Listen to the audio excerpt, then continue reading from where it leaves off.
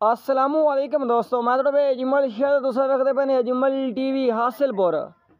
माशाल्लाह 5 पट्ठा लैके आया मक्खी चीनी जनाब। पहले नंबर वाली पाठ चेक करो, माशाल्लाह बहुत ही कमाल दी तोते नक पाठे। माशाल्लाह उम्र 10 महीने दी, माशाल्लाह लंबाई कलर क्वालिटी बहुत ही कमाल दी। चिट्टी अख जनाब, पहले नंबर का कलर चेक करो, माशाल्लाह बड़ा ही प्यारा कलर। सफेद मक्खी चीनी, तोते नक, चिट्टी अख, बंद मत्थे च माशाल्लाह।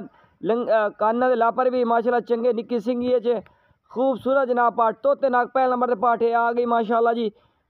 दूए नंबर चेक करो, माशाल्लाह ये 2 दांत पाठ दुंदी, माशाल्लाह नक नकौड़े वाली पाठ कमाल दी। शौक वाली चीज़ है जनाब। मालिक दाग दे क्रास होई वधी, लेकिन अल्लाह बेहतर जानदा जनाब। ते बाकी चीज़ बड़ी कमाल दी। तोता नक, लंबाई, कलर क्वालिटी बहुत आउट क्लास है माशाल्लाह चीज़ दी। बहुत ही प्यारी चीज़ है जनाब। ये उस तो बाद जनाब तीसरे नंबर पर काली मक्खी चीनी आ गई, खूबसूरत है। यदी भी उम्र 9 तो 10 महीने माशाल्लाह। बाकी बरीक पाठे माशाल्लाह, काद कदावर ये भी 10 महीने की पाठे माशाल्लाह जी। ए वाली आ गए 3 नंबर पे। बाकी चौथे नंबर वाले चेक करें, चेक करो जी। 4 नंबर पे बहुत ही नायाब चीज़ है माशाल्लाह। लंबाई कलर क्वालिटी पाठ की बहुत खूबसूरत माशाल्लाह, बिल्कुल माशाल्लाह प्योर चीज़ है।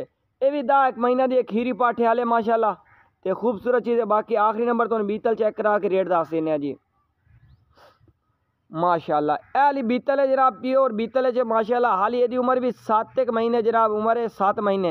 बाकी कमाल की चीज़ है। अलग सो रेट भी ज़्यादा घट वाट रेट वाली है ना। बाकी लाट ली सो एक रेट मिल सी 43 हज़ार रेट कर रहे हैं, लेकिन 42 हज़ार जनाब तो मिल जासे। अल्लाह हाफिज़।